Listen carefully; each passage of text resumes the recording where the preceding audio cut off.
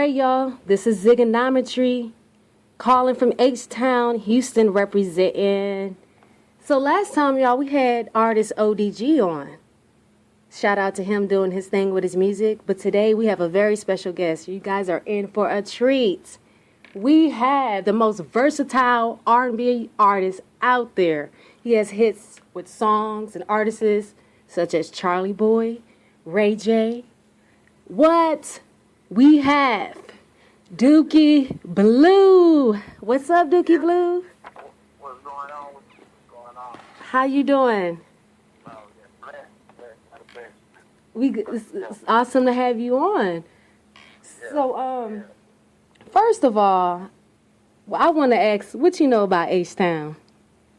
Man, that's one of my stomping grounds. You know, I'm in and out all the time. I have a lot of people from the age, friends. Little Cisco from the Screwed Up Clip. Devin, the dude, is a really good friend of mine. Devin Copeland is really, I deal with a lot of people on the music scene. I'm in and out all the time. Awesome. Okay, that's really cool. And so, where are you originally from?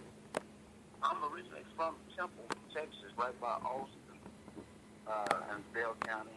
And, I got an office in Beverly Hills, California. I started my marketing in music and stuff there in Texas, and we branched out to L.A. And it's been moving back and forth there, my music.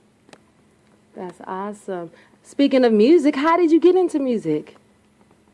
I got into music at a young age. I was really, when I was 13 years old, when I started singing. I really didn't know I could sing. One day a lady, an older lady, they got a good voice, and I really didn't think anything of it. Just still didn't get a good voice. Well, maybe I do. And started kind of developing my skills and started reading, writing, and studying the art. And went from there, Awesome. So who are your influences? A lot of the old school music is really the R. Kellys, the Key Squares, and and as far as rap, like I say, the Southern movement, the Houston movement, all of the guys from the H, I'm really more into R&B, but anything that's good has a substance to it. I'm on board. As long as it has a meaning and substance. Right, definitely. So it sounds like that's what makes you a versatile R&B artist. Right. And everything I write is, it's life experience and things I've been through. Right. If it ain't real, I won't even. There's no need to even put it out because people are not going to really feel it. And people know authentic music when they hear it. They know if it's really, from the heart, or if it's true life experience, or whether it's just simply entertainment. Exactly. So we definitely know about your hit song "Sorry Baby Daddy" featuring the great Ray J. Ray J. So how did that song come about? Man, to be honest, I think when I was younger, I was a deadbeat dad, and in and out of jail. And one day I think I was laying on the floor in jail, man, just thinking. I said, man, you know what? I've been a sorry baby daddy for all these years. Ain't you care none of my kids. 3 kids, and I'm in and out of jail, running the streets. I said, I've been a sorry baby. And I laid on the floor and I started crying and started writing a song. And that's how the song. I've never actually wrote a song on paper. I always wrote my song, in my mind. So I always put together and orchestrate the song always in my mind. Wow. And that song was orchestrated, and I put it together, and that's how it came about. And I put it out some years back, and tested the market with it, and it did really, really well. And Ray J, we had mutual friends, and they introduced, and Ray J heard the song. He was like, "Dude, I gotta get on it. You know, man, I gotta get on it." And he blessed it. He blessed the song. Matter of fact, I took a verse off the end of the song because Ray J wanted to write the last verse on it. He's like, "Dude, I gotta write something on it." That's why I was like, "All right." Really cool. And also, you have another song with Charlie Boy called "Holding On." How did that one come about? Well, me and Charlie Boy have been friends for a long time, and that song was wrote because it was based off of a relationship. And long story short, I was doing it wrong, and she finally got fed up and moved on. And then I tried to straighten up, and it was over. So I kept on trying to beg her to come back, and so I used to hold it on. Something don't belong to you no more. It was over, and with her, so I was holding on to something that wasn't mine. And again, I called Charlie, and he was headed to Dallas. And I told him, I said, "Man, I'm in the studio." He said, "Man, I'll stop in Waco and drop a verse on that one while I'm going to Dallas." And man, and on the way to Waco, he wrote the verse, jumped in the studio with me, and he blessed the song too. And the song took off from there. Wow. So it sounds like you definitely take things from your real life experiences and put it and make it turn it into music. Sound like a true artist. Oh yeah, everything that I write, from the whole album. Before I got the deal, the album was called Section 8 R&B, and because I wrote the song because I was raised in Section 8 apartments, and and I came from the ghetto when I was raised in the ghetto. So that's why I named the album Section 8 R&B. Everything on there is something about me, something that I've been through in life. And it's my mama. I had one song on the album called "My Mama Was a Ghetto Queen." One song called "Made a Good Girl Go Bad." I had another song on the album called "Keep Them Hands to Yourself." What's that one about? Keep them hands to yourself. That sounds interesting. Keep them hands to yourself. I need to keep these hands to myself was a song about domestic abuse. At a point in my life, I used to get drunk, and I went through that stage of putting my hands on females, and I had to grow up, and God had to take that out of me, had to come to a point that, man, you know what? I wouldn't want nobody putting my hands on my sister. So keep your hands to myself, man. Stop. Thank you. Well, we really appreciate that for you as an artist to be honest about something like that. That really means a lot, and you can have a real big impact on the world with that. So thank you for making songs like that. Yeah. I have to write. I can't write. I mean, popping bottles is one thing. It's okay, and twerking and all that. Is good, but people need to hear things that's gonna motivate them toward goodness and change. Absolutely. So that's what I try to, surround my music, and I orchestrate my music around positivity to motivate the masses. Perfect. That's perfect. Yeah. And then, and it just happened. Like I was telling you earlier, I teamed up with the perfect producer, man. He's the same mindset, same type of guy, really, really good guy, and we've been having chemistry, ever since. Oh, you talking about Dwayne The Rock? Dwayne The Rock, yeah, Dwayne The Rock, platinum producer Dwayne The Rock. Man, and he has, the man is one of the best producers other than Gordy. He and Gordy, and I can't take away from Gordy. He's out of Houston. And Gordy was my first producer. He worked with Kelly Rowland, Silk. Matter of fact, his dad owns a church in Houston called Abundant Life Cathedral. Oh, okay. Dr. Edward Montgomery. Well, my producer up there, his name was Ed Montgomery Jr., Gordy. But he was an excellent producer. But there's two different vibes of music. More ballads with Gordy and more hip hop with with Dwayne the Rock. Oh, awesome. Two different sounds and vibes and styles. Versatile Right. again. Right. Dwayne produced Nicki Minaj. Dwayne produced Whitney Houston, Jay-Z. He has produced. He just did the Amber Rose new movie that's about to come out. I don't think it's been advertised yet. But Amber Rose has a new movie coming out. We just did the soundtrack for that. Oh, cool. And, and did Kevin Hart opening soundtrack when he was headed to the stadium. A song called "Ain't Looking Back." So Dwayne been putting it in. Awesome. He did the track with me and Ray J. Oh, okay. The Sorry Baby Daddy. Really nice track. I like that. Right. Awesome. Maybe we look forward to having, hopefully, Dwayne the Rock on. Yeah. We can arrange for Dwayne to get on. He's a really, really good guy, and I'm sure he would,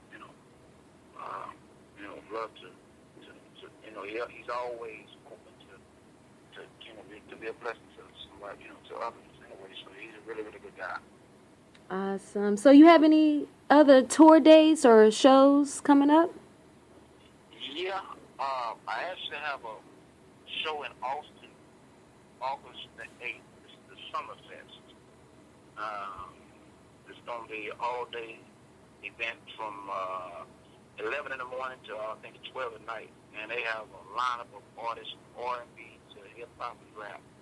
K. Reno's Gangsta Blu to the lady that sings Do Me Baby. I can't remember her name, but they got a whole list of artists. Wow. That sounds very exciting. You said that's coming up in August?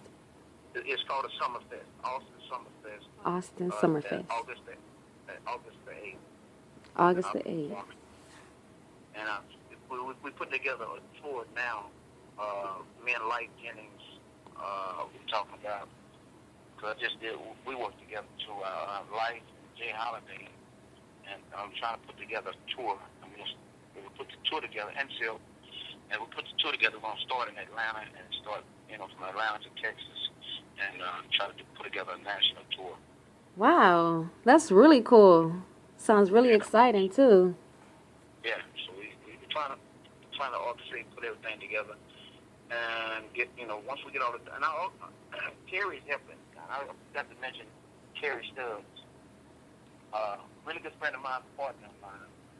He wrote the song for Justin Timberlake and Jay-Z called Suit and Tie. And really, really, really good guy too. He's a partner of mine. We teaming up. He wrote the songs for the OJs. He wrote Janet Jackson songs. He's an old school vet. He was signed to Motown, James Brown, and he and I put this tour together. Great. So you have an idea when you guys would like to put the tour up? Well, we want to try to launch the tour after the Summerfest. So, like I said, we're really trying to, maybe toward the end of the year, September, we really try to just start trying to, or maybe toward the beginning of next year. But I want to closer to the end of this year, maybe after the Summerfest in August. Like I say, because we just had a show with Light Jennings a few months back. He came down to Texas and did a show with me. It turned out really, really nice. So we just kind of, like I say, decided to talk to Rio, and he said, "Man, let's do it. Let's put it together, man." So we're just trying to put all the dot all the I's, cross all the T's, and get everything in order right now. Right, definitely. Is there any other artists out there that you would like to work with? I like to write with R. Kelly. I mean, he's one of my favorite writers. As a matter of fact, Terry Stubbs is working with R. Kelly's producer, and they just sent the song to us and said that R. Kelly would get on the song with it. So I'm thinking I'm about to do some stuff with him too. But he's an artist I'm looking forward to working with. Really cool. So you want to shout out any social medias where people can find you, the listeners? Yeah, they can find me at Dookie Blu, Dookie Dookie. Blue spelled BLU without the E. Without Twitter, the E. Yep. On Twitter, Facebook, or just Google my name.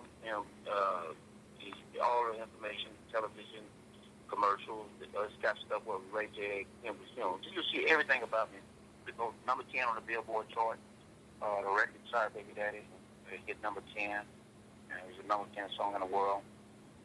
And you can see all the information, all of the history on the things I've done. Also on a marketing company, Tony Norris Marketing. And we help artists too. We work with Heather Braven from the TV show Law and Order. Danny Griego, country singer, he just got a deal with Chevrolet. Nice. But DJ Hurricane from the Beastie Boys, just did some with Jermaine Dupri. I mean, we work with a television, the lady from the Hot Cleveland, she just contacted me about doing some marketing for her. So we work with, her name is Valerie Bernelli, that's right.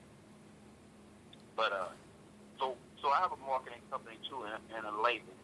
And we also springboard artists and help them get on television shows and a lot of different things like that too. So we have an outlet that we.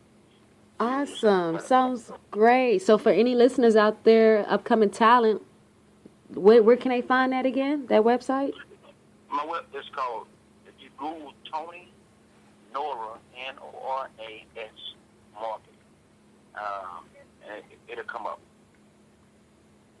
Tony is www.TonyNorasMarketing, and it'll have all of the information about my company, some of the people we work with, from, like I said, Heather Braverman from the TV show Law and Order, and just many movie stars, entertainers. We work with many artists, platinum artists, mostly $1 billion companies out of Dallas. So we're a multi-faceted company too, as well as, and really, to be honest, the vast majority of the artists I've been working with lately has been country artists. Really? Yeah, country artists. Interesting. Yeah. So. Do you have an interest in country music? Oh yeah, of course. I mean, I have it's kind of funny, but I have a country song that went number 9 on the country music chart. What? Yeah. That's so cool.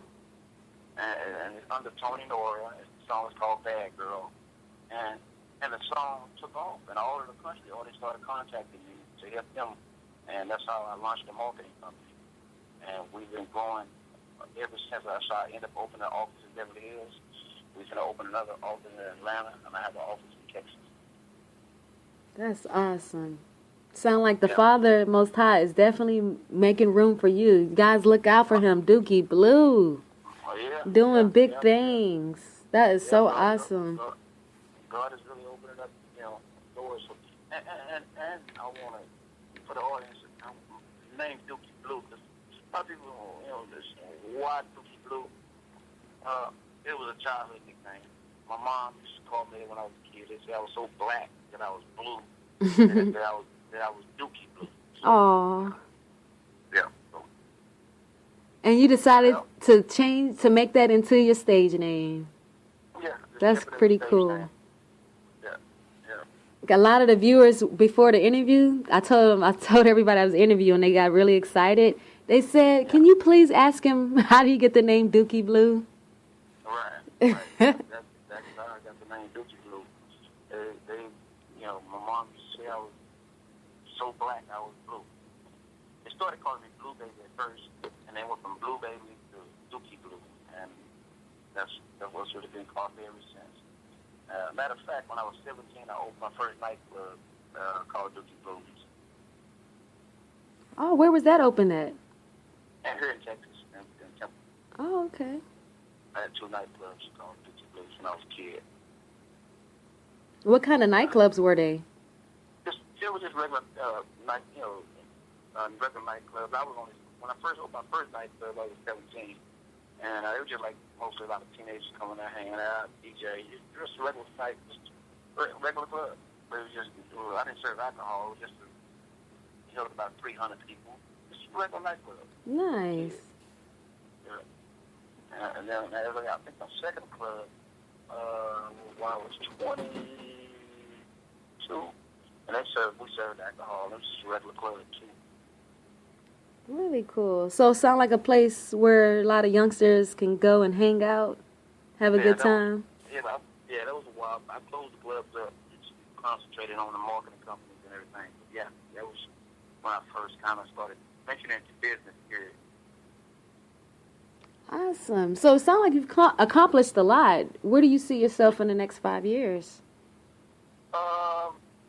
I have a lady that contacted me out of New York. That she was talking about writing a book about my life.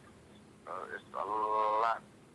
I mean, I would be on here for hours. You know, just many bosses in my life. I've had 40 operations and shot at concerts. Just so much stuff. And she was saying, "Hey, man, God has brought you out of a lot of situations." And I did 11 years incarcerated. I was locked up for 11 years, got out, and my music career just took off. And so she was saying, "Man, you came from being locked up in prison, and God opened up doors to you to make my company." When I first started my company, I was nervous, very struggling, and we people wasn't paying, and we stayed with it. And in the second month, we did over $150,000, and so it's just been growing ever since. Amazing. $300,000 to $500,000 a year. Amazing. So God brought me out to penitentiary, prison, and put me on a platform and opened up doors for me. Wow, it definitely sounds like a book. Yeah. I mean, God has really been good to me, and He has really put me in a position to be able to be a blessing to others. And I God has really put in my heart that there's two types of people in the industry. There's stars and there's clouds. And God has shown me, say, stars, when people call themselves superstars, stars that shine on people, or clouds and rain. And when things are dead and dried up, when rain comes, they grow again. So I prefer to be a cloud than a superstar. Well said. A mighty cloud with joy. I'd rather be a cloud than to be called a star. I'd rather be a blessing to others. Wow, that's really deep and interesting. Never heard that before. Yeah. Well, I mean, it's just an analysis started showing me, it gave it to me. And it was when I was younger, it was showing me, really superstars, majority of them just too busy shining on me. I'm shining on you, boy, telling them how much I got. And if your cup is overflowing, well, let somebody hold their cup up under yours. Mm-hmm. But majority of the people don't want nobody to hold their cup up. They rather for their cup is overflowing, they rather for it to hit the ground than someone to put their cup right up under there. And when the next person's cup start overflowing, let somebody hold their cup up under theirs. And everybody get a blessing. Exactly.